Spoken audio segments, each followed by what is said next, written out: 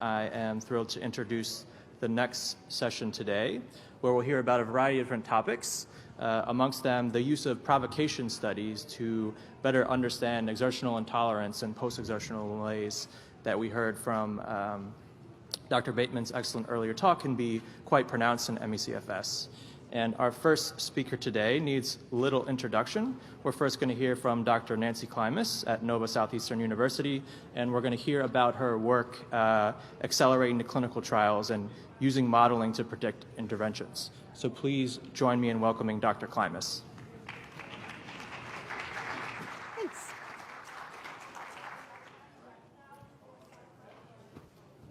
So now I get to be the one that they say, hey, you're talking too slowly, get moving, get moving. So thank you anyway. This is fun to be in this session. I feel a little bit like a fraud because I'm standing up here speaking on behalf of an amazing team of people who could give this talk much better than me. And if I was clever like Maureen, I would say, hey, Travis, come on up right now, man. But I'm going to be showing some slides that are the work of a lot of very good people. We're a very large research group down at Nova Southeastern University down in Fort Lauderdale. In fact, we're 16 faculty members and 60 people dedicating ourselves to ME/CFS and Gulf War illness-related research across a lot of disciplines. And that was a very deliberate effort to be able to use a systems biology approach and a multidisciplinary approach to try to understand an illness that we've been looking at through different windows for years. And we were so excited about the possibility that we could move this and then put it into place doing clinical care in an academic center where we could really do translational research all the way through human trials. And that is indeed what we have managed to accomplish in the 6 short years since we started this institute. We are funded from a lot of different kinds of places. We're grateful, very grateful. I don't even begin to look at all the private donations that have funded much of the pilot work here, but NIH, the CDRMP, the VA, and private foundations have helped us quite a bit. We currently have awards, and at least the work I'll be talking about today come from awards to the people listed on this slide. Dr. Nathanson's here, Dr. Craddock, Dr. Fletcher bowed out for this particular meeting. Gordon, I hope you're on the video, on the audio somewhere, because I'll be making your ears burn as we talk here. My disclosures, I don't have any money that I've made off of this. Sorry about that. I've never learned that trick. There are other people who know how to do that, but not me. Anyway, so this talk is to focus on dynamic modeling. And honestly, this dynamic modeling idea came up more than a decade ago at a CDC workshop where I met Gordon Broderick for the first time with a group of other great people, and we got to brainstorming. If you know Gordon, you'd know that alcohol was involved for the best part of it. But when it came out, then, because Gordon knows how to facilitate collaboration. He's a two-handed pourer. But he and I and Marianne Fletcher sat together and dreamed up this scheme that we could use exercise as a challenge and measure across the challenge and see if we could better understand the mediators of relapse and the mediators of persistence by doing a challenge. And so we dreamed up a series of studies. We've done 5 studies now from more and more elaborate to get the data we needed to do this dynamic modeling. In those studies, we do a host of laboratory measures, as many as we can know how to do and can reasonably afford to do, and it gets better because we have a biorepository. So as new methods come up, we can pull from those already challenged subjects that we have vast amounts of data on and keep making the models stronger by doing more types of data, laboratory assays and data analysis. And then we use this systems biology approach. I use the we, you in the, aren't we all in this together? Because Travis and his team, Travis Craddock and Gordon Broderick, are the computational biologists, and they're leading some amazing young scientists doing this amazing work. As I said, we're approaching these 2 illnesses. This one I don't even have to mention, but this one I'm just going to say, you heard a little bit about Gulf War illness. Gulf War illness is referring to the 1990-91 conflict when we sent 800,000 troops to the Gulf War, and currently roughly a third of them are ill today, 28 years later, with an illness that for all the world you could overlay on top of ME/CFS clinically.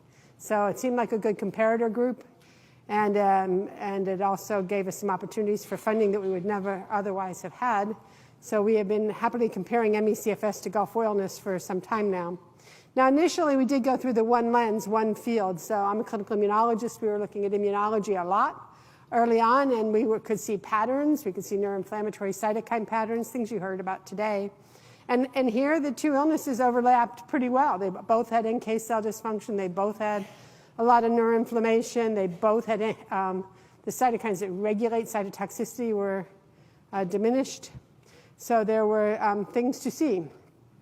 And using that single lens approach, we could do in vitro studies that we still take advantage of today, where we could try to fix one thing, like NK cell function. In this study, we replaced the missing IL-15, and lo and behold, the NK cells worked again. So that was a good study. We haven't been able to put that into a translational human trial yet because of problems getting access to the drug. But we did make some points that you could do in vitro testing of putative treatments, looking at single targets of treatment. But it's more complicated than that. As anyone who's clinically doing this knows, and anyone that's doing this science knows, it's not a single broken cell kind of disease. So this is our current method. We put people on the bike and we measure 8 different blood draws rapidly over 24 hours. I say we euphemistically because Fanny Collada is sitting back there, and she's the clinical coordinator that puts these guys on the bike and draws all those bloods. So we're grateful to Fanny for all the work she's done to pull this amazing study together. And this is a hard study. We're drawing bloods very, very rapidly on the bike. We're drawing them on the bike, 3 minutes, peak of exercise, immediately after the exercise, and then on and on and on, all the way through, so that we can really get the time course and do dynamic modeling. We measure across a lot of domains, from the intracellular cell population, cell-cell signaling, through into the clinical space, so we can make correlates all the way through into symptom complex and severity. And that's a very comprehensive study. And things shout out at you. These aren't the same illnesses when you do this. They look like the same illnesses. Lots of biomarkers are the same. Lots of the treatable targets are the same. But if you just take this study, this is one that looks at the connectedness across an exercise challenge in various gene modules. And the pink guys over here towards me are the healthy controls. And you can see that there's a lot of communication from one gene module to the next to the next.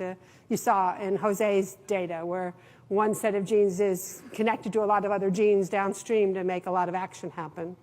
And if you look at the Gulf War group on the far side, that's a dense network. There's far more linkages than in healthy controls. And they're different linkages, and there's a lot of signaling noise.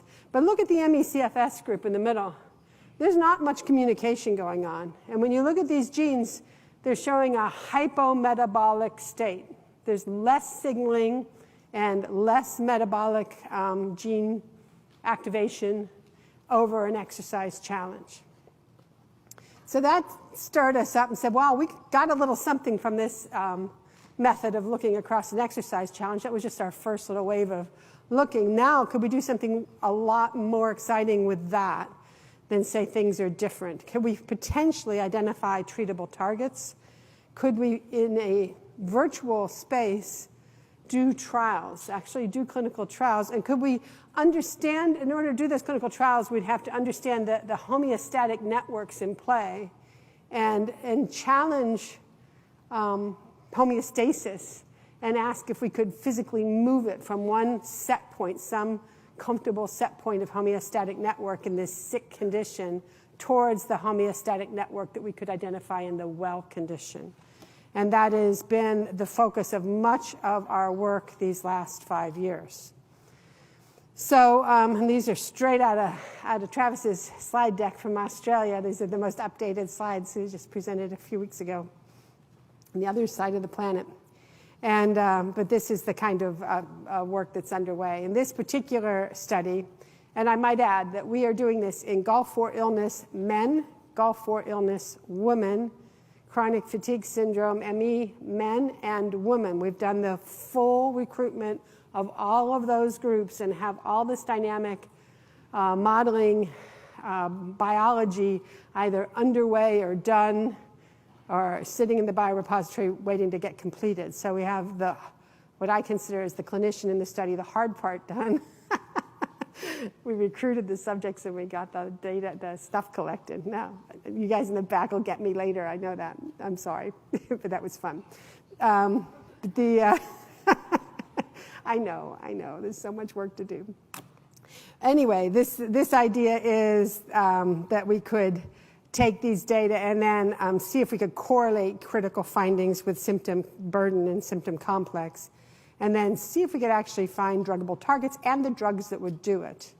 So the first thing you can see in this very recent analysis, this is a paper that is in press right now, is that there were some affected modules that really popped out of all of the modules that were in analysis. And some of them you heard today, so I feel like I'm validating through another set of eyes and another very different method. The TGF-beta matters, and the TNF-alpha is an important module, and the B-cell and T-cell receptors are playing a role in this dynamic modeling way of looking at the disease. And they correlate with severity, and they correlate with specific symptom complexes. So this is the B-cell and T-cell receptor clusters. Again, this is a paper about to come out, so I won't spend a long time on it. But the correlates were there, and that's exciting. Same thing with the TNF cluster. You see correlates with physical functioning and pain, mental fatigue, and so on. Oops, help. That was exciting. What did I do? Was that an editorial? Are my people in the back room after I made that snippy comment about the amount of work that this is going to take? I know. I'm sorry I did that. That was funny. This is fun. More fun than you're supposed to have when you're at an NIH conference talking to the top people in the field. Oh, boy. All right, we're back here. Okay, I'm back on the target. This is fun. So anyway, we end up with these putative targets. So now you can say, well, is there something treatable in there? And here, again, this is the work of Travis Craddock. He's very creative computational biologist. And he cross-referenced the targets with the Pharm GKB database to find the gene-drug interaction space, what drugs are approved, what kind of targets are out there, and specifically found these 11 targetable gene products that showed significant differences between the control groups and the ME/CFS patients, and then proceeds to dig deeper. And so these kinds of digging deeper, looking at hormone regulation, looking at the TNF and TGF-beta regulatory space in that way. And then ask the question, can you model the illness by touching one or more of these targets in any particular time course that could potentially reboot or reset the homeostatic networks in play? And that's our big game. That's our, the moonshot of the team, is that, are you able to reboot homeostatic networks back towards normal and see if you could reestablish health in a chronic illness? I love that this, again, sounds a little bit like a talk we heard first thing this morning about the importance of looking at things dynamically and thinking about chronic disease as a process with a lot of different components that go towards health that might be quite different than how you got there. So this is the going towards health and not how you got there approach to trying to understand, like Dr. Naveau said this morning, how we might go about doing that. So the key systems engaged here, of course, are the immune, endocrine, and central nervous systems. These are systems of crosstalk. They're in balance. And in our virtual trials work, there's no one button that can put them into alignment. There's no single drug treatment that you might consider to realign in these ways. So the way the computational team went about this was to construct models from known regulatory physiology from the literature and create this model of normal, and then simulate the evolution of the model and looking at what's called stable behaviors. What is a balance in a sick or in a healthy way that could occur, and then try in a virtual platform to intervene and reboot or change the way these systems are balanced. And so if you would look at this idea here is these little mountains in the wells. If in health you're stuck in this little well, in health this is your place, you get a little sick, you always roll back into the well. You don't climb up and go into a new space. Should you climb up and go into this new space, you're in a new space, and that's chronic, and you're not getting out of it unless something dramatic happens to push you back out of it, because that's a new space and it's unwell.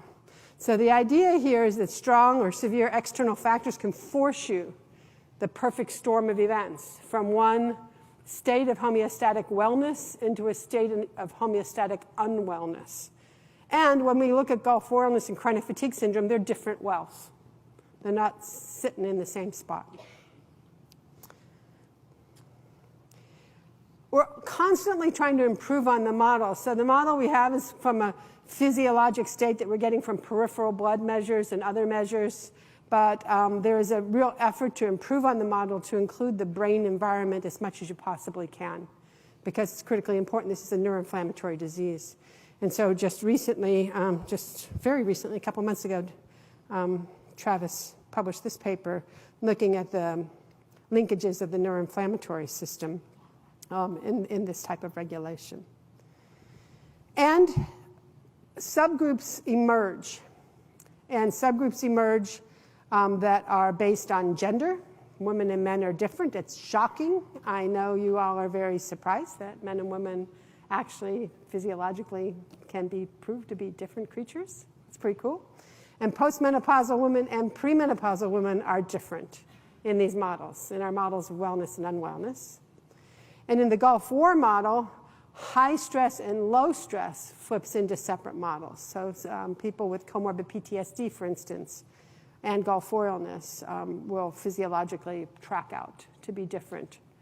In fact, we're going to have drinks because stress really matters. And we're not talking about stress as in, I'm up here giving a talk and the slides aren't working, but rather stress as in cortisol levels really influence the outcomes of these models. And then in the modeling, we're looking for steady states, a balanced state. Where is the state where it's stable and it would stay that way? Can we model a way to get that way? And that is certainly what Travis is doing. Now, Gulf War illness is our best example of what we've accomplished to date. In Gulf War illness, all this work was done in men and women, high stress, low stress. And the high stress men group looks a lot like the mouse model that we have for Gulf War illness, because it's not a big surprise you stress these mice to make them sick. So in the Gulf War mouse model, you either give them an organophosphate exposure or serum, which is another organophosphate, but one of the exposures that the Gulf War veterans had in theater at the time that they were in a high-stress state. Cortisol levels presumably went high. So the mouse, you hit them with a neurotoxin in a very tiny amount, the amount the veterans were exposed to, and you hit them with the cort level, an amount that normal physiology can get to under stress, and you can create this chronic illness that perpetuates for the life of the mouse. Then we can put the mice on a little wheel and dynamically challenge the animals, and we can try to align all of those measures. And that's what we did. We aligned all the measures, found the best of the animal models for Gulf War, and then tested this example of a virtual trial in that mouse. In this virtual trial, you had to reduce neuroinflammation and then block the adrenal axis with a glucocorticoid receptor antagonist, and then you would reboot the HP axis of everything in the animal. And so basically that's what happened. We all did the happy dance about 2 years ago when this study was completed, and indeed the animals who were treated with a TNF receptor antagonist, Etanercept, for just one dose in an animal, it's a long time in a human, And then 1 dose of mifepristone, which is a glucocorticoid receptor antagonist, to follow. And the animals rebooted back to normal their neuroendocrine, autonomic, and immune measures. So we were very excited that we seemed in our very first, optimistic go to have something, and we were funded to move it forward. So we actually are today in the middle of our phase 1 clinical trial. Again, Fanny, thank you, Fanny, for recruiting subjects. I think we have 6 subjects so far that have received this treatment. We're going to complete it with 20. I don't have any preliminary data to share with you yet. It's too soon. But it's an open label trial that we got to move along. I will also say that in the modeling, this is not the only model of a treatment for this type of complex illness. We had other models. This was a simple one. We picked an easy one first. But there were 2-hit models, 3-hit models, repeated hit models. And so, but we're excited that we've moved this along. And this is my cartoon. I don't know, the guys never use it, so they must not like it. But the idea is that we took our human data, measured everything we could, found a mouse that paralleled the human, did it all over again with the virtual trial that my supercomputing, chaos theory, thinking, computational biology, amazing team put together. Treated the mouse, found out it worked, moved on to the human, and we're hoping for the happy ending. It's our moonshot. We'll see. So where we are now then is we've learned a lot. We've learned that differential expression, doing one biomarker at a time is very helpful, but it doesn't give you the complete picture. Methods that look at structural reorganization give us a better picture. Using an exercise challenge really ramps up the signal in being able to understand what's going on in the sick person, as well as understanding health better. The time course data gives us the ability to do dynamic modeling and looking at things flowing through networks, and looking at models that come out and subgroups, biologic subgroups that emerge, which is very exciting that can be done. And this concept of homeostasis in virtual trials came from that. So now we are actually in human trials testing this. We're still doing our virtual trials. We're trying to develop an animal model for Gulf War illness, knock on wood. That's got some money to work on that, but at least we're using repurposed drugs, so I'm feeling pretty confident that if in our virtual models we have something, and then in the in vitro in-lab testing, as best you can do without a whole animal, we've got something that makes us feel like we're on the road. If we're using safe drugs and reasonable procedures, we'll move on to human trial. And so we were funded by a bunch of funny things that I tell you over drinks tonight. But anyway, we got funded privately by several different sources. But basically, let's just say we bartered our knowledge for money in another disease so that somebody else would pay for our study. But anyway, we're now in this phase 1 space for ME-CFS. It's in front of the IRB this month. And we anticipate that we will be starting a ME-CFS clinical trial using this same kind of modeling in the coming months in postmenopausal women and in men, because we have clean models and some money for that. And in premenopausal women, we don't have enough money to do every single subgroup that popped out yet. We need to do some more fundraising or find some grant support to press on in the premenopausal women group.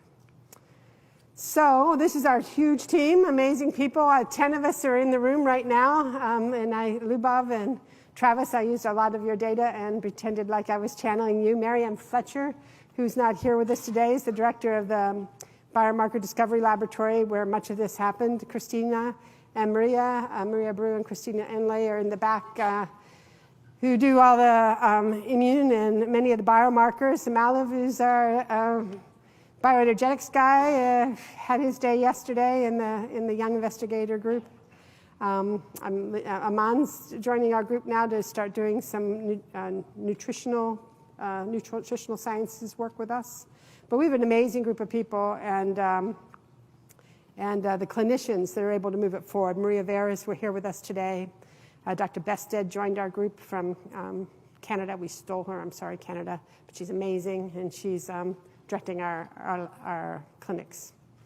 So that's our team. That's what we're doing. I want to say one other thing. Dr. Fletcher is retiring this year, later on this year, and she has been a member of our group and in this field since the first day. And she's should be our hero. So she's amazing.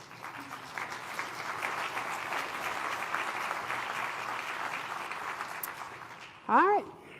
Sorry, I didn't totally run out of time. That was not bad. Do we got time for a question? Or? Got time for a question. How about that? Usually I don't talk that fast. Any questions?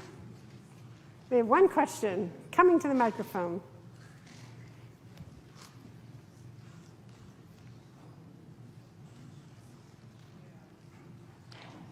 So I'm kind of new to this area, but I understand there's a very large sex difference in ME CFS in particular, and I'm not sure so much about the Gulf War illness, but I was curious, since you've studied both men and women in both diseases, since it's a very difficult disease to diagnose, do you think there could be different responses to similar triggers that lead to the disease being underdiagnosed in men? Because maybe the constellation of symptoms are a little bit different, or the severity, or do you think it's really, that dramatically different in men and women in terms of frequency? So I have a bias. When you create a disease around a case definition, you get what you get, Mm-hmm. So there is a problem when you have a clinical case definition and we don't have a common biologic biomarker that would define the group. So in every disease, not just this disease, that's always been the case. Nonetheless, women get immune diseases far more often than men do, and in inflammatory diseases, and it's no big surprise that women would be in much higher prevalence than men in an illness like this. It's just exactly what you would expect. So I think the guys are out there. I think they're probably underdiagnosed. But I think that the women are always going to be the significant majority of the cases.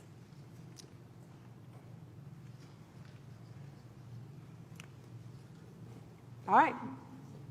Yeah, we need to we need to talk. Thank you very much.